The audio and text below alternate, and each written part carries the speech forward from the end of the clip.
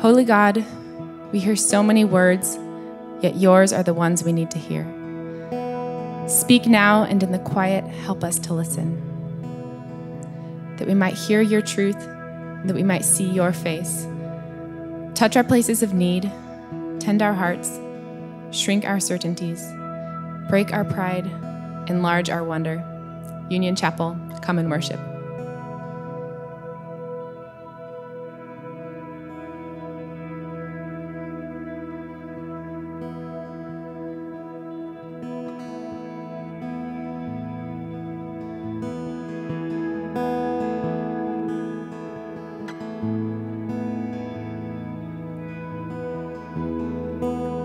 Worthy of every song we could ever sing,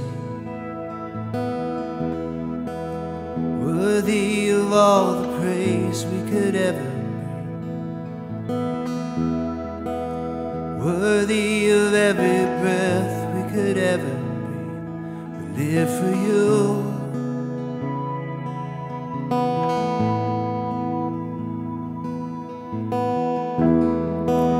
Jesus, the name above every other name. Jesus, the only one who could ever sing. Worthy of every breath we could ever breathe. We live for you. We live for you, God. Holy and holy, there is no one like you, there is none beside you. Open up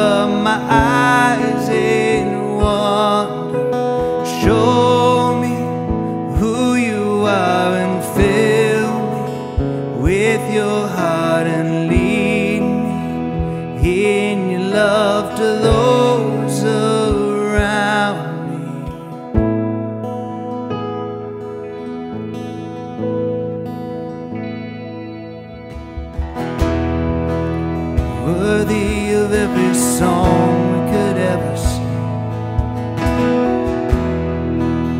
worthy of all the praise we could ever bring, worthy of every breath we could ever breathe. We live for you, we live for you, Jesus. Jesus, the name above every other name. Jesus, the only one who could ever save. Worthy of every breath we could ever breathe. We live for you. Oh, we live for you, God. Holy, holy. There is no one like you. There is none beside you. Open up my eyes in wonder. Show me who you are and fill me with your heart and lead me in your love to those around me.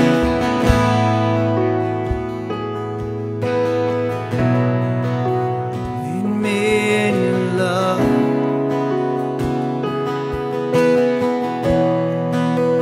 Lead me in your love.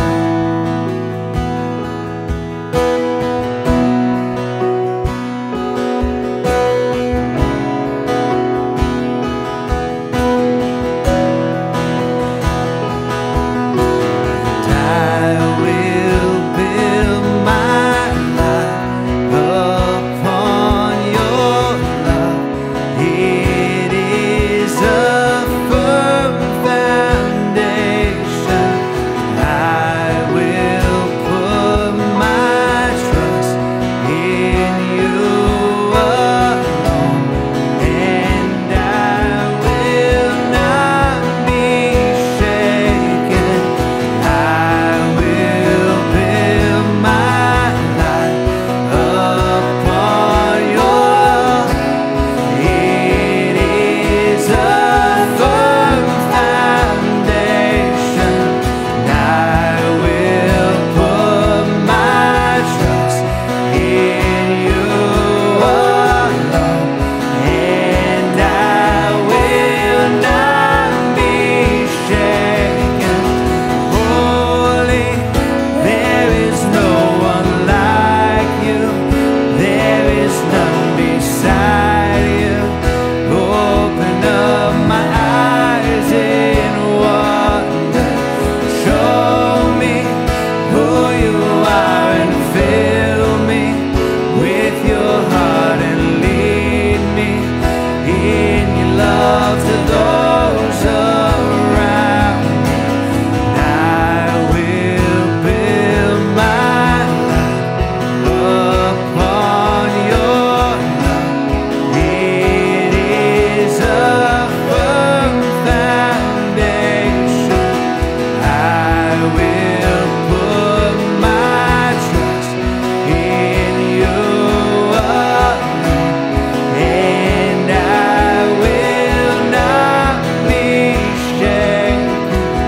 I will build my life upon your love. It is a firm foundation. I will put my trust in you alone, and I will not be shaken.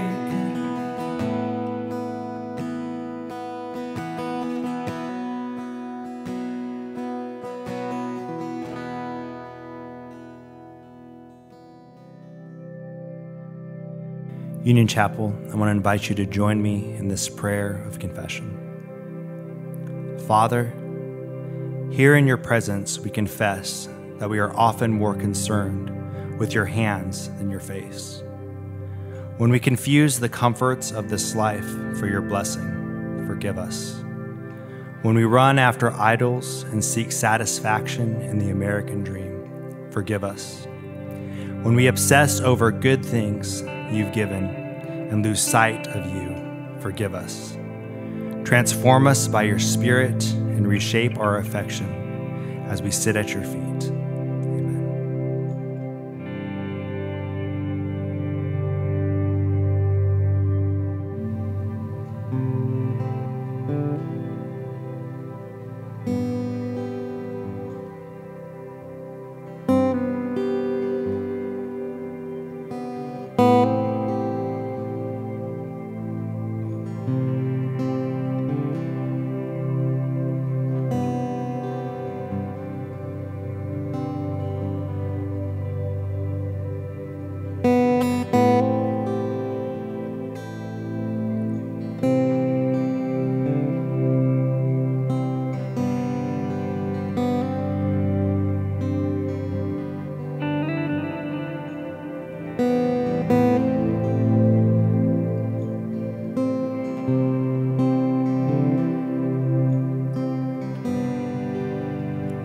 Now hear these words of assurance. God is with us here in this moment, molding and shaping us, guiding and changing us. He does not leave us on our own to figure it out. He is at work within us, and he will finish what he started. Caught up in your presence, I just wanna sit here at your feet. Caught up in this holy moment, I never wanna leave.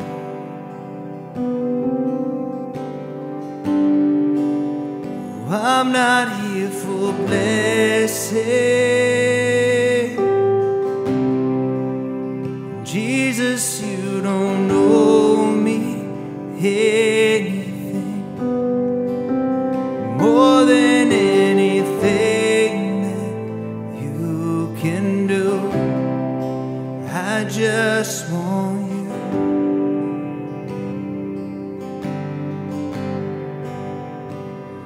And I'm sorry when I've just gone through the motions. I'm sorry when I just sang another song. Take me back to where we started. I open up my heart to you.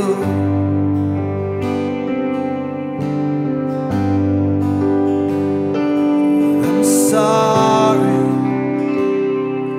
when I've come with my agenda.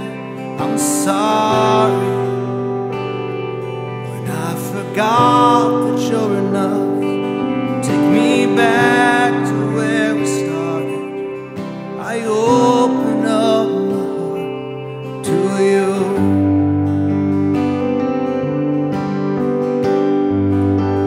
Caught up in your presence,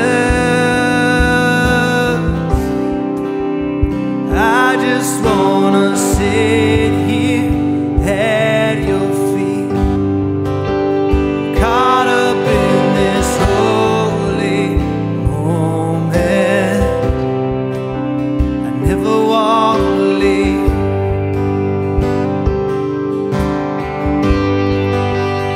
I'm not here for blessing, Jesus, you don't know me anything. More than anything that you can do, I just want you.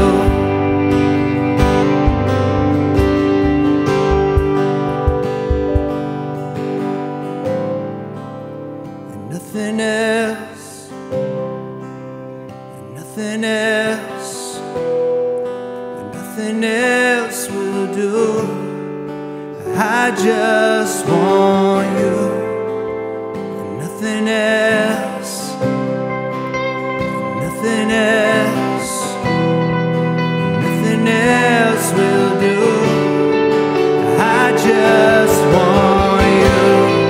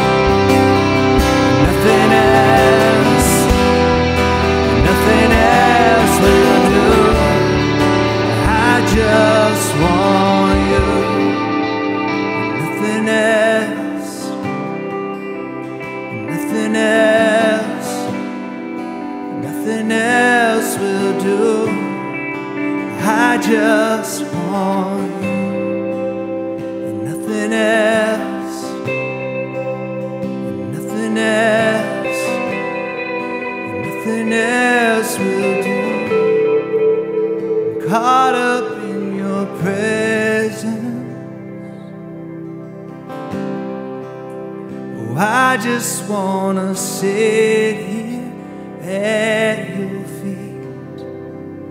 I'm caught up in this holy moment.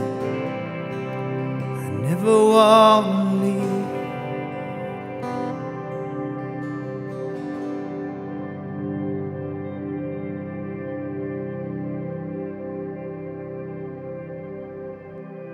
Let's join together and lift up our prayers to God in prayers of the people.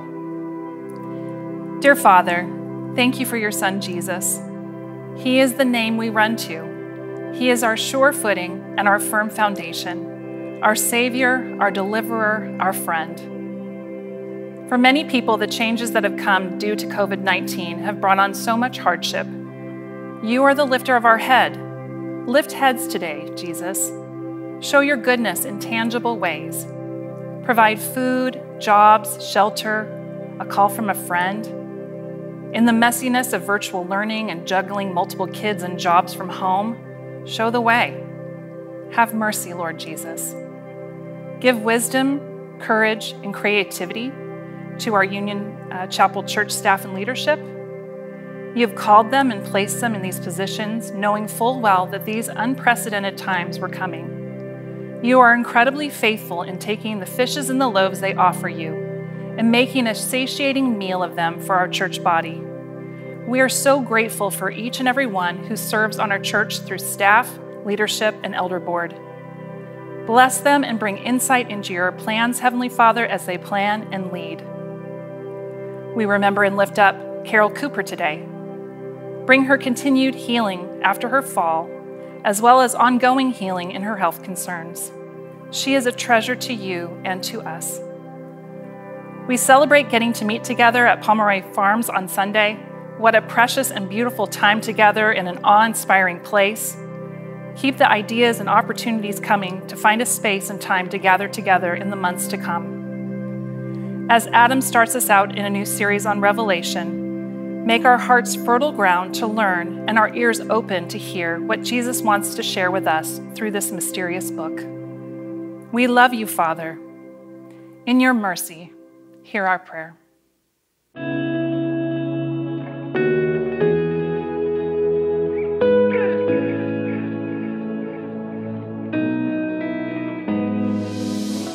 All right, good morning, Union Chapel. It's good to be together this morning. Our first in-person service was so great last week. If you weren't able to join us at Pomeroy Farm, please know that you were definitely missed. It was just good to be together, to sing, to pray together, to share the Lord's table together, and to just enjoy the company of our community. It has been so long since we've had the opportunity, and while it was so good, it was also really short, and it personally left me wanting more, and I've heard others say the same. So, in light of that, we've decided to do this one more time, hopefully before this good weather leaves us. So, we want you to mark your calendars today for Sunday, September 27th. It's the last Sunday of the month, and we're going to do the same exact thing. We've reserved the space there at Pomeroy Farm, and we're going to be gathering at 10 a.m. in person. It'll be the same thing. We'll encourage you to bring lunch and to bring your mass. We'll socially distance and try and create as safe a space as possible for us to be together and to worship. And I really, really want to encourage you to be there if you can be and if you feel comfortable. There's nothing like worshiping together, and it's amazing when you miss it so much. Just how beautiful it was. Lots of tears and tears of joy, I think, on Sunday to be together. So mark your calendars, the 27th at 10 a.m. Okay, you may have seen an announcement about our new sermon series that we're starting this morning, and if you didn't, you just got a little teaser a minute ago. We're calling this series Uncivil, Living for the Lamb in the Shadow of the Empire, and it's a series on the book of Revelation. Now, Simeon Muller, our videographer and editor extraordinaire, he wanted to take his own run at an intro, so I said, why don't you give it a shot? This was the one that was rejected, but we thought we'd let you at least see that now.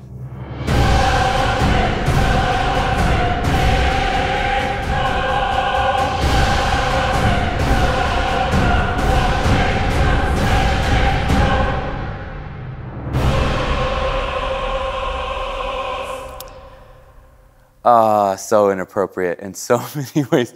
So triggering, right? I mean, this is the problem. This is what we think of, unfortunately, when we think of Revelation, right? I realize this is speaking in generalities here, but many of us have a difficult relationship with this book. And that's probably due to some of the baggage we're carrying in regards to it. It is no doubt an explosive book. It's got explosive language and imagery. It's got so much force to it. I don't think anyone reads Revelation and walks away saying, that was boring, or that wasn't interesting, right? Revelation is extremely engaging, but Revelation has been really abused and used as a tool for creating fear and anxiety. It's almost been used as a kind of spiritual Ouija board throughout the years, as a way to decode the end times. And I was asking my wife, who is also a PK like me, a pastor's kid, growing up in the church, just what's your general feeling and vibe around the book of Revelation? What do you think of in terms of your experience and relationship to it? And she told me a story this week that she relayed with stunning detail about going over to her friend's house for a sleepover. And her friend's dad, her best friend's dad, was a member of the church, and he was passionate about evangelism. And in fact, he'd created this parachurch ministry that was trying to equip students to share their faith with their friends, which is great, right? But part of the urgency that he felt with equipping students for this was really rooted in his eschatology. And that may or may not be a word that you've heard before. It's basically a fancy word for the theological focus on end times, on the final events of the world or of humankind. So her friend's dad has a very specific idea about how it was all going to go down, right? The rapture, the tribulation, the 1,000-year reign, et cetera, et cetera. And he had this excellent movie that he just had to show them.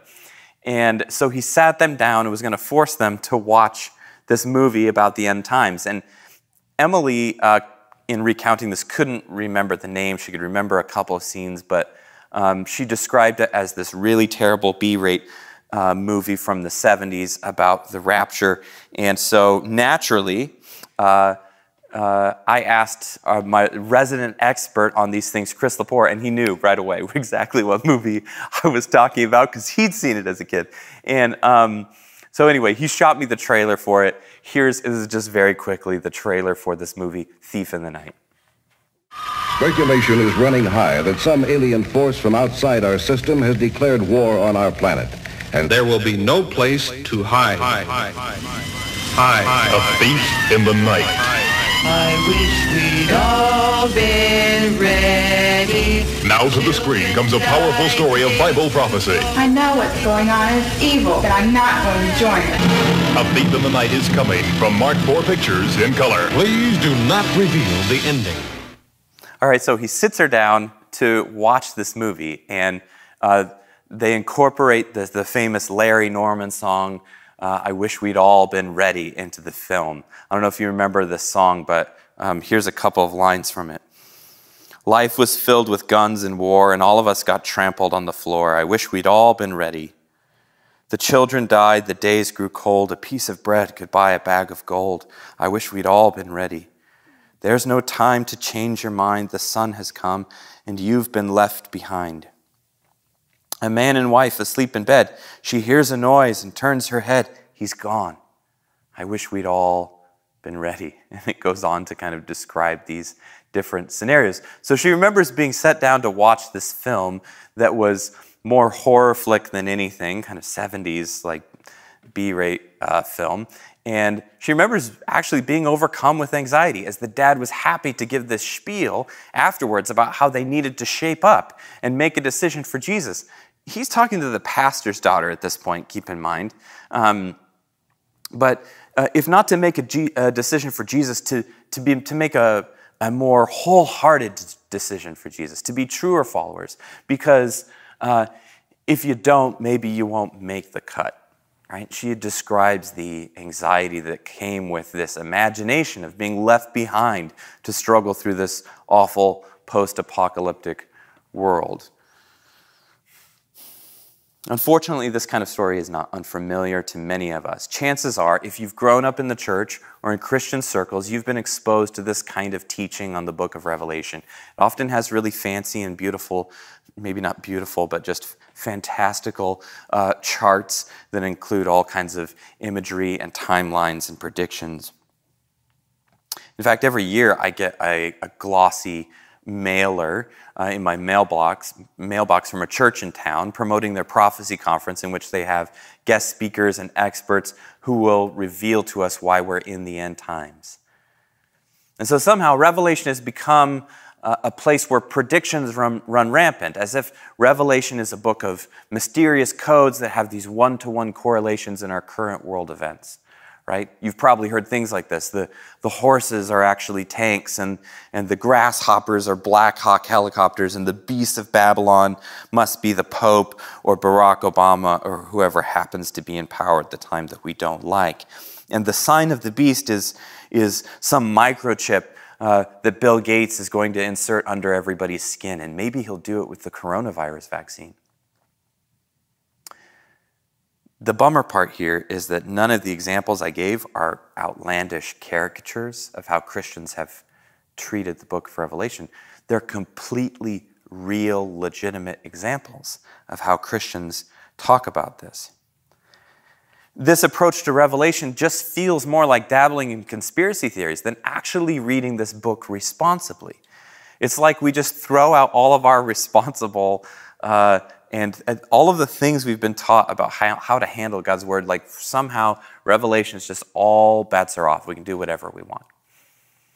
And this way of treating Revelation disregards its genre, its audience, its purpose, and in so doing, it entirely just whiffs. It misses the point.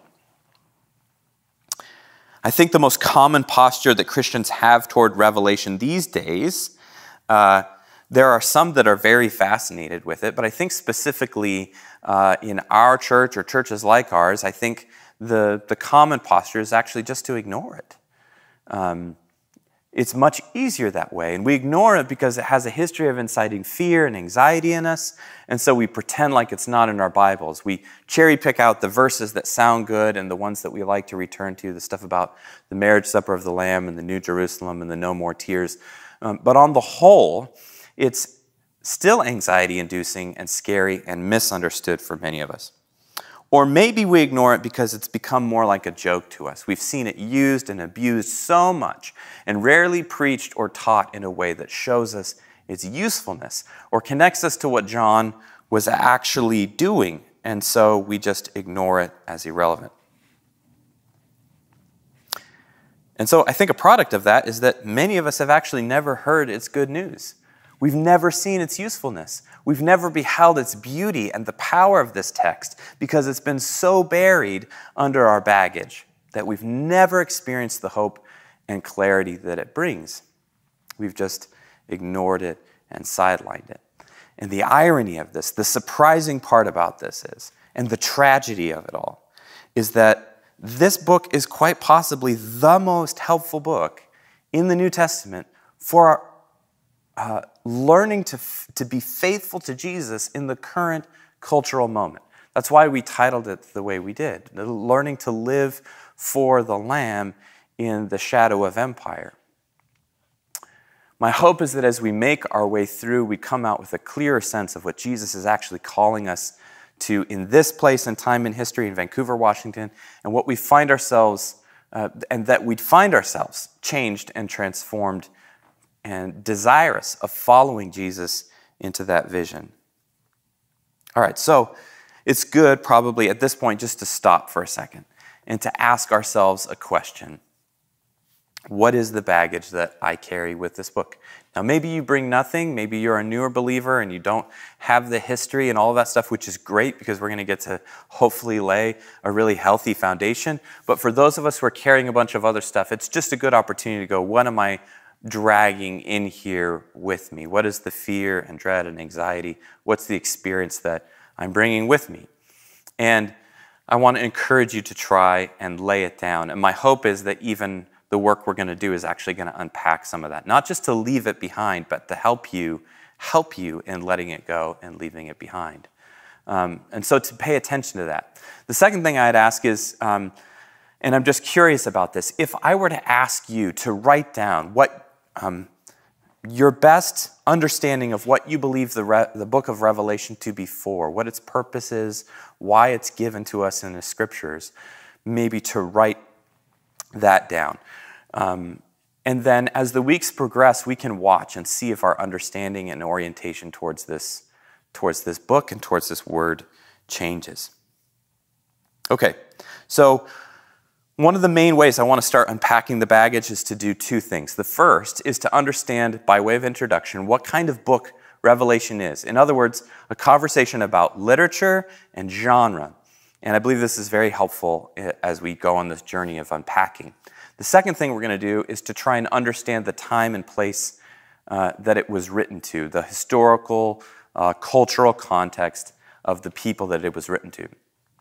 We're going to do the first thing today, look at the literary genre, and then we'll dive into the history and context next week. Usually, I don't spend this much time on these subjects, but I actually think they're essential to helping us deal with our baggage, because it's actually where a lot of our baggage is around this book. It's going to help us find a new footing for how we move forward.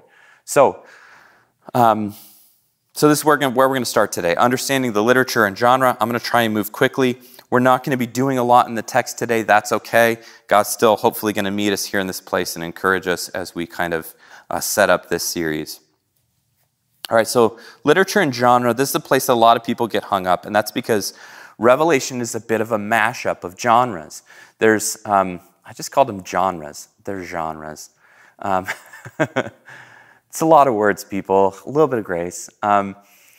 So there's three main aspects of the literature that I want to dive into today. First part of this mashup is that Revelation is a pastoral letter, that it's written to 7 specific churches. Second is that this is a book of prophecy. And third, that it's apocalyptic literature. So first, a specific letter to 7 churches. This is a pastoral letter. Now, this may come a little bit of a surprise to you, but if you go to the opening lines of Revelation, we'll see that this is written by John. We're talking about John the Apostle here, the one whom Jesus loved. He's lived longer than the rest of the apostles, and he's been exiled, likely by the Roman Emperor Domitian, on the island of Patmos, which was a common punishment, rather, to exile people who were anti-government, anti-Rome. And so the book opens by him describing that he's writing a vision that he saw while he was on the island of Patmos on the Lord's Day. So he's in worship on the Lord's Day, and this is what he sees. In the opening chapter of the book, John sees Jesus standing amidst 7 lampstands, which represent 7 specific churches. And Jesus, standing amidst these churches, then dictates 7 letters to these churches through John. He tells John, write this down. Write this letter down to Ephesus. Write this letter down to Pergamum and Smyrna and Sardis and Thyatira. And all of these 7 churches, he says, write down these words. So it's a pastoral letter. But it's not a pastoral letter from John. It's a pastoral letter from Jesus himself to these churches: Ephesus, Smyrna, Pergamum, Thyatira, Sardis, Philadelphia, and Laodicea.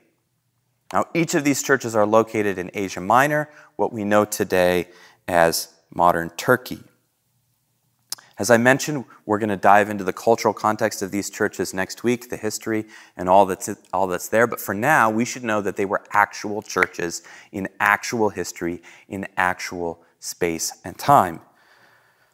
Bible interpreters have tried to allegorize these churches to represent other things, often breaking them up to represent different ages or epochs in church history. This isn't just a jump, though, that we can make in the text. Jesus is actually talking to real churches that were facing real challenges that were specific to their context. So to turn this into an allegory is just bad interpretation. And there's no clues in the text that that's what it's meant for. To do that in that way, to turn them into epochs, though, is also, in that history, it's also very Eurocentric. because people who do this often make the church ages to represent movements in the Western church, completely ignoring entire swaths of the global Christian movement in Africa and South America and Asia and elsewhere in all of these other places that God has moved throughout history. And so it's just not good interpretation for us to do this. We have to see this as Jesus dictating these letters that he wants John to write down to these very specific 7 churches. One helpful author writes this: John intended his letter to be understood by them, to shape their perceptions of their everyday realities, and to motivate a particular response to their circumstances. A grounded and responsible reading of Revelation begins with reading it first as we would read Paul's letters to the Galatians or Philippians, namely as a piece of communication that reveals its meaning and message most fully when we immerse ourselves in the context and conversations of its ancient audience, when we exercise ourselves to understand it as a pastoral word to them in the midst of their concerns and their circumstances. And so it matters immensely that this book was for specific people, to both encourage them in their struggles and exhort them to faithfulness in their present circumstances. It wasn't written to us, and that is a very difficult thing for us to grasp. It was definitely written to benefit Christians beyond their context. And there is a lot in Revelation that is for us, but that's different than being written to us. It's important to see the difference. Revelation is first a pastoral letter for the people in these churches, and this is going to help us understand what's going on here. Second, Revelation is a book of prophecy. Here's a word that has some baggage as well. And I'm going to get straight to the point here. The main hang-up here is that when we hear the word prophecy, we actually think prediction. And this is how Revelation has been abused. We've turned these prophetic words into specific predictions, trying to link them to events in history or to present-day events, trying to predict what they pointed to in the past or point to in the present and the future. But this way of understanding prophecy ignores the way prophecy primarily works throughout the Hebrew Bible. And it's obvious when you read Revelation that John is a student of the prophets. He's a student of the major leaguers and the minor leaguers. He borrows a lot of imagery from them. He's obviously steeped in their tradition. And so we shouldn't see John any differently. Now, even though some of the prophets certainly had predictive moments to them, they were not primarily proclaimers of predictions. When you think about the Hebrew Bible, their job was to be truth tellers. They're there to be speaking to God's action and speaking God's words of encouragement and correction to his people in the moment that they're in. So that was their job, to declare where God was present and working in their very real lives and to declare God's perspective on the actions of his people.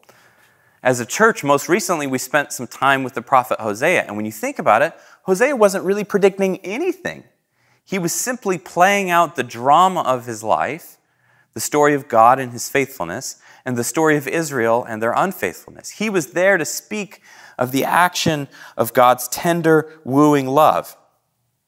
And so prophets aren't first and foremost predictors, they're truth tellers, sent to speak truthful words, diagnosing problems, and calling God's people back into realignment with God's kingdom values. And this is what we see in Paul as well when he's talking about the purpose of the gift of prophecy in the New Testament church. It's not about predictions, but about edification, right? So those with the gift of prophecy are truth tellers who are edifying the community. When prophecy does move into predictive spaces, it's most commonly about something that's happening in the near future, like when the wishy-washy prophet Jonah goes and tells the Ninevites, he makes a prediction, 40 days more and Nineveh shall be overthrown. It's kind of in this immediate sense.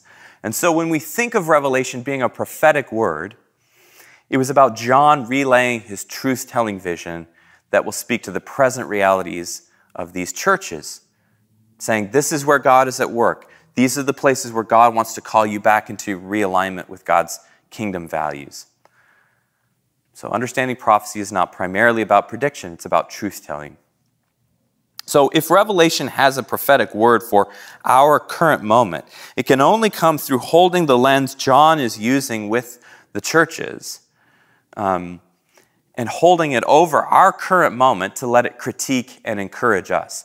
We should not waste our time with Black Hawk helicopters and microchips and the people who think they've identified the day that Jesus is coming back. Right? This is an abuse of the prophetic genre. It's not faithful to the way that prophecy shows up in the Hebrew Scriptures, and it's simply not how the book is to be read.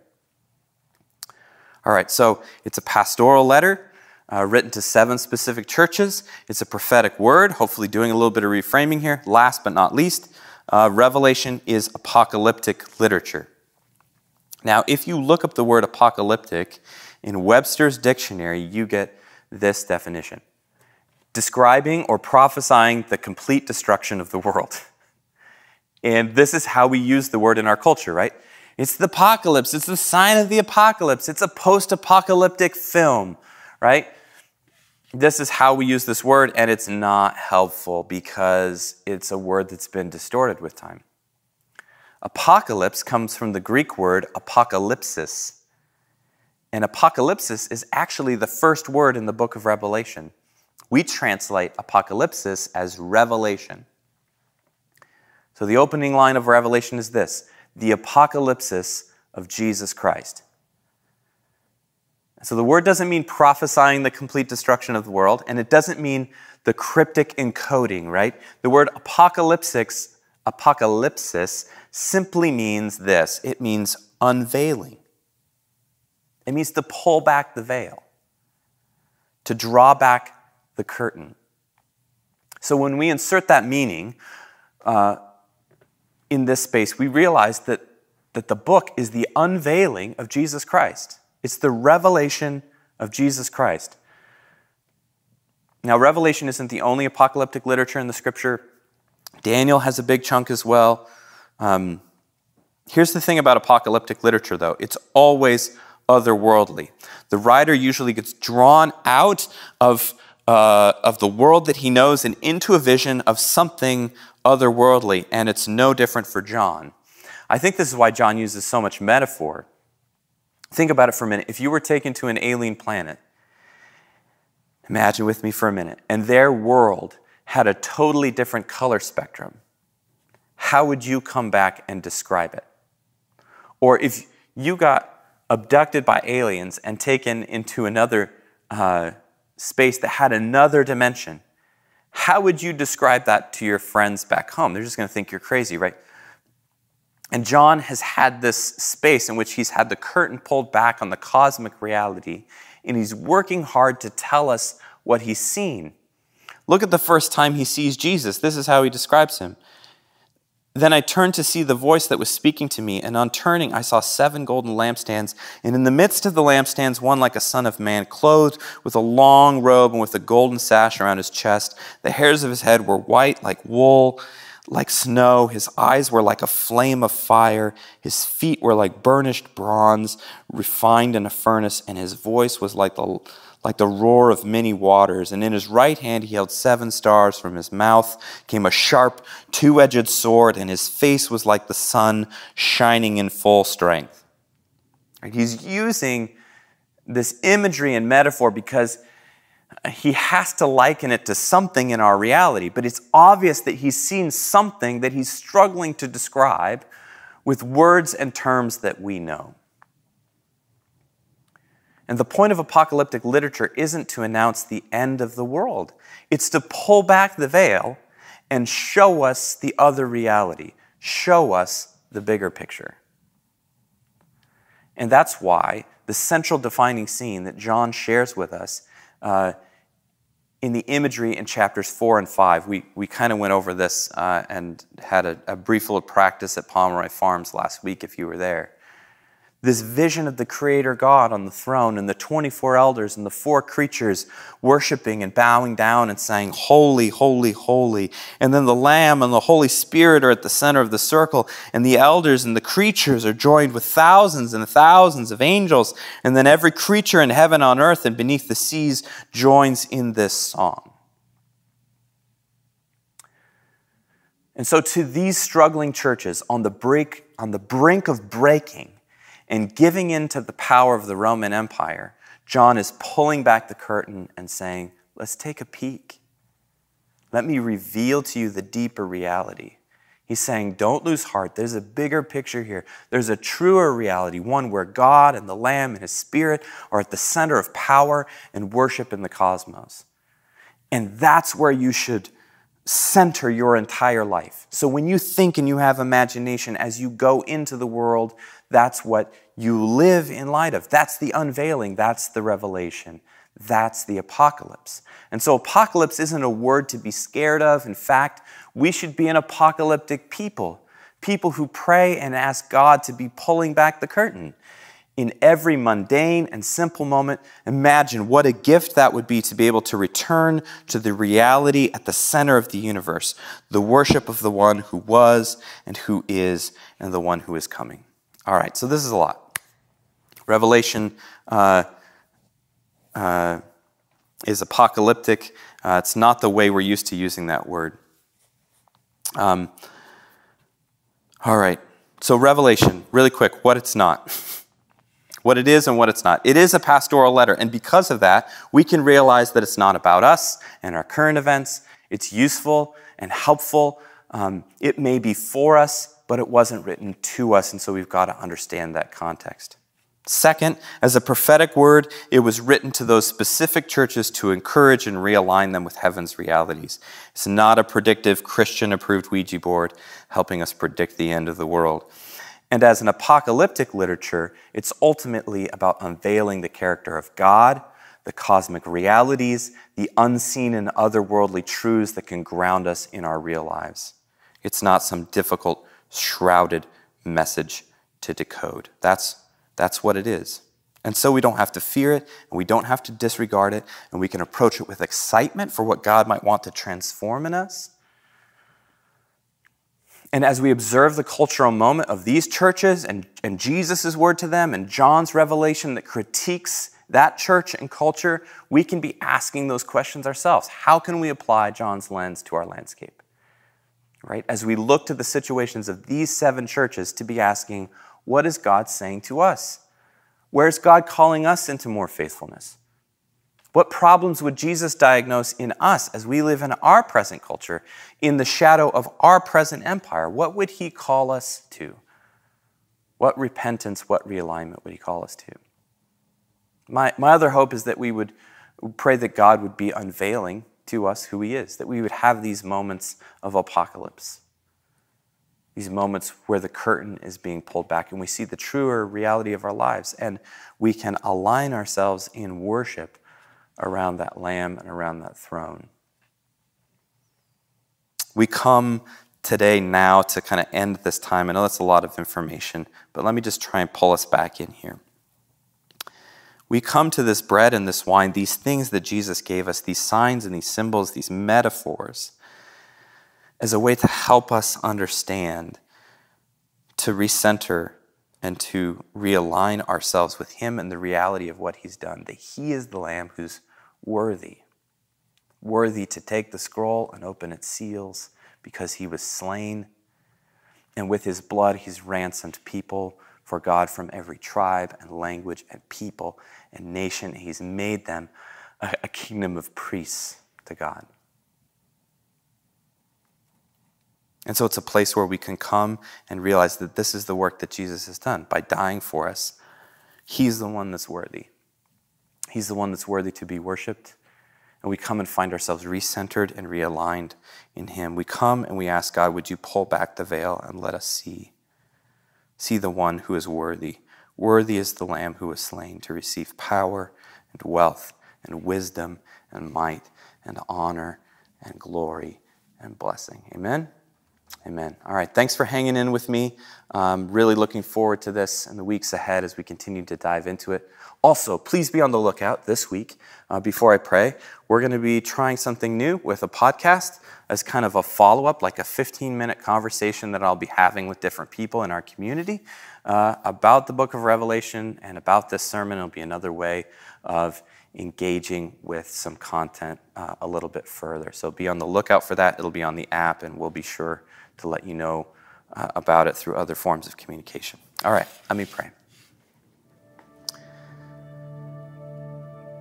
God, we come now to center our lives here at this table that you have invited us to. And we realize that this cosmic space in heaven, Father, Son, and Holy Spirit, this space of beautiful worship and wholeness and flourishing and righteousness and justice, everything that it is, you, through your death, Jesus, have drawn us into, that you wrapped your arms around us and you've drawn us into that place. That's the heavenly reality that we come to when we come to this bread and this wine. So pull back the veil, that we might see and be transformed in the light of your glory and in the wonder of your grace. We ask in Jesus' name. In the darkness we were waiting, without hope, without light, till from heaven you came running. There was mercy in your eyes to fulfill the law and prophets. To a virgin came the word, from a throne of endless glory to a cradle in the dirt.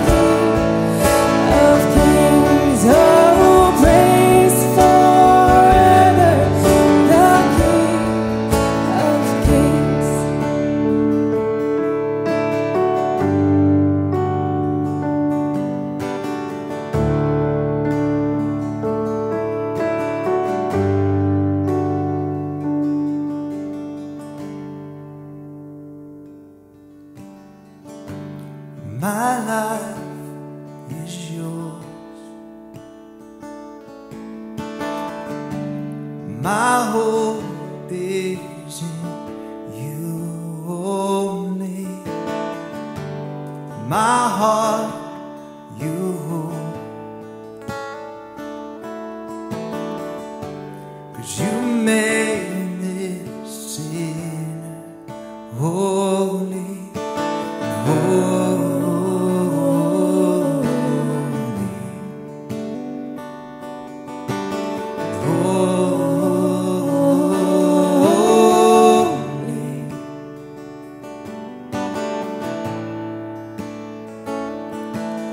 Your glory is so beautiful. I fall onto my knees in awe,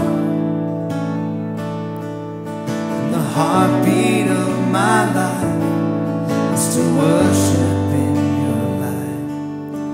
Your glory is so beautiful. Oh, your glory is so beautiful.